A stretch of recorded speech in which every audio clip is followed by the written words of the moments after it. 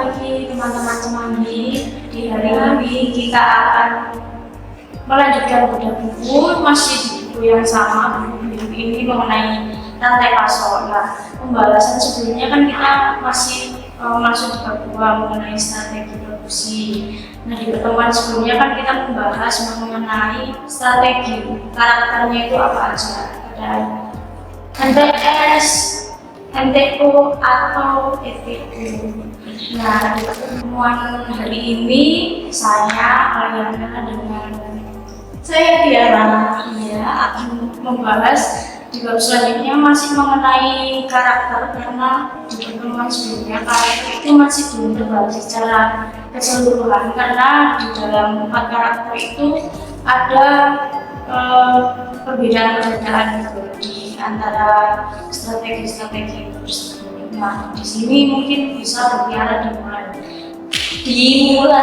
Oke, terima kasih Mbak Ayana atas waktunya. Tadi sudah disenggol sama Mbak Ayana ya, kalau sebelumnya kita membahas 4 strategi ini, tapi hanya dasarnya saja gitu ya. Nah, sekarang kita akan membahas selanjutnya nih mengenai 4 strategi tadi. Nah, kita sekarang akan membahas tentang keuntungan dari berbagai macam 4 strategi tersebut. Jadi untuk strategi itu, keuntungan yang didapat yaitu mampu memenuhi persyaratan konsumen. Jadi meskipun konsumen minta berbagai macam desain, kita menggunakan strategi ETO itu pasti bisa terpenuhi gitu ya. Kalau yang kedua, strategi MTO, keuntungannya inventory rendah, tersedia banyak pilihan produk, perencanaan lebih mudah dari ETO. Nah, kalau di MTO ini berarti inventory-nya itu tidak, karena dia itu menyediakan banyak produk sehingga perencanaannya atau untuk pemenuhan stoknya itu lebih mudah, karena kan nggak semua yang dimiliki customer itu bisa terpenuhi. Ya, kalau yang ATO itu inventory rendah, tersedia banyak pilihan produk. Jadi sama kalau di MTO sama ATO keuntungannya itu sama, hampir mirip gitu ya. Kalau yang MTS sendiri yaitu keuntungannya banyak produksinya rendah, memiliki ingin konsumen dengan cepat. Nah ini yang sering dicari kan. Yang sering dicari kalau menurut saya ya kan yang dicari gini loh ya. Kalau misalkan yang ETO ini mampu memenuhi persyaratan konsumen. Jadi biasanya kalau yang seperti ETO ini tuh biasanya lebih ke custom mengenai produk rumah tangga, misalnya kayak dapur, misalnya saya berdapur itu dia konsumennya, jadi nggak harus memaksa ruangan yang besar di sini enggak, tapi segala bentuk atau ukuran ruangan itu bisa tercapai dengan apa yang diinginkan gitu kan. Tapi yang NTS ini banyak dicari juga nih teman-teman, karena mungkin dengan produknya kacang goreng dengan seperti itu, jadi kan harganya kan pasti relatif sama dengan barang-barang yang lain gitu. Jadi keuntungannya seperti itu untuk ETO, MTO atau dan MTS.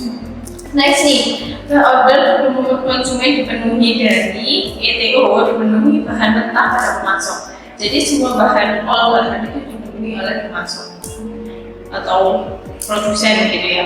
Kalau yang MTO juga sama. Kalau yang ATO itu komponen dari finished goods.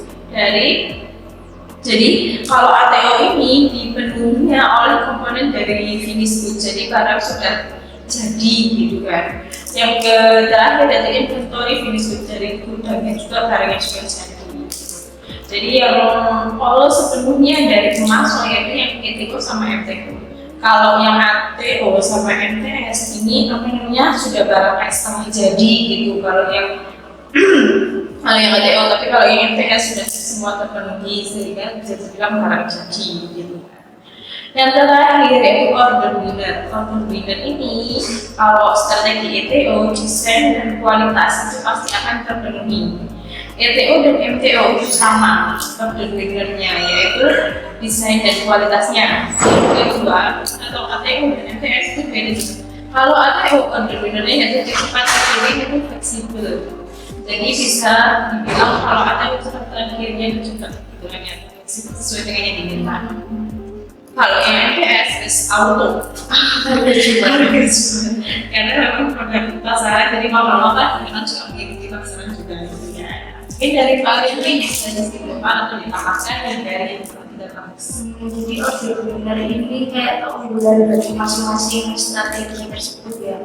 Tapi untuk saat ini yang dibutuhkan atau yang paling menguntungkan di pihak konsumen sebagai konsumen ya. Ketika kita ditempatkan di konsumen itu strategi yang paling menguntungkan ya MTS itu. Tapi ya kembali lagi kalau misal ingin barang yang hanya sekedar digunakan tidak untuk apa ya bermanfaat, maksudnya kalau ETO kan barang-barang yang memang dibutuhkan sesuai keinginan gitu. Jadi kita harus memikirkan matang-matang karena karakteristik dari ETO dan MTO ini kan nggak beda jauh ya. Iya. Jadi dia dari bahan mentah Sama-sama dari awal gitu ya. Kalau MTS ini kan ya Barangnya hanya itu ya. dan harganya juga murah gitu. Nah kalau di segi konsumen, sebagai konsumen MTS lah yang menjadi pemenang dari strategi produksi tersebut. Gitu. Nah, mungkin bisa dibilang kesimpulan gitu ya dari keempat strategi tersebut ada batasan berapa banyak output yang dapat dihasilkan dalam beberapa waktu. Misalnya setiap menit, setiap hari, minggu atau bulan. Jadi setiap strategi itu ada batasan waktunya sendiri. Karena ETO dan MTO tadi berasal dari bahan mentah, mungkin bisa dibilang produksinya lama gitu ya.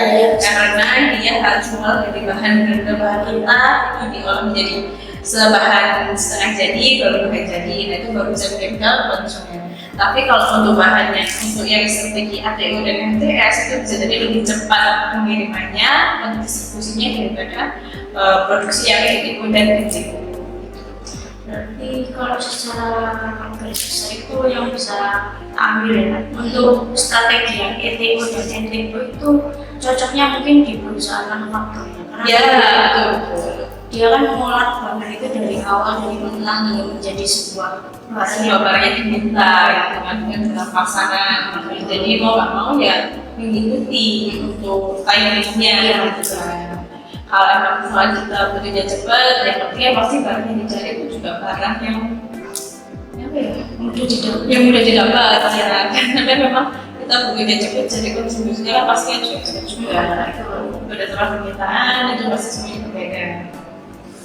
Batasan output ini dinyatakan sebagai kapasitas. Kapasitas menunjukkan batas maksimal pekerjaan yang bisa dilakukan untuk melaksanakan proses transformasi input menjadi output sesuai dengan perubahan tingkat permintaan. Batas maksimal ini dipengaruhi oleh kemampuan kerja dari tenaga kerja, peralatan dan mesin yang tersedia material, inventory dan sumber daya lainnya. Nah, seperti yang kita bahas tadi, karena untuk yang strategi ETO dan MTO itu dari bahan mentah, sehingga juga dipengaruhi oleh kinerjanya di sebuah perusahaan tadi bagaimana peralatan atau mesinnya bagaimana, memadai juga dengan permintaannya seperti ini.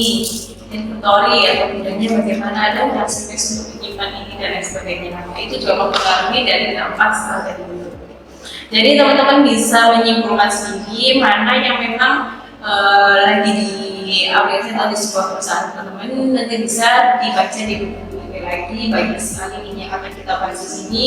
Ini aja masih sampai segini, masih banyak banget nih. Ini masih bab 2, kita belum tahu ya berapa ya ini masih jauh sekali lah yang akan kita bahas.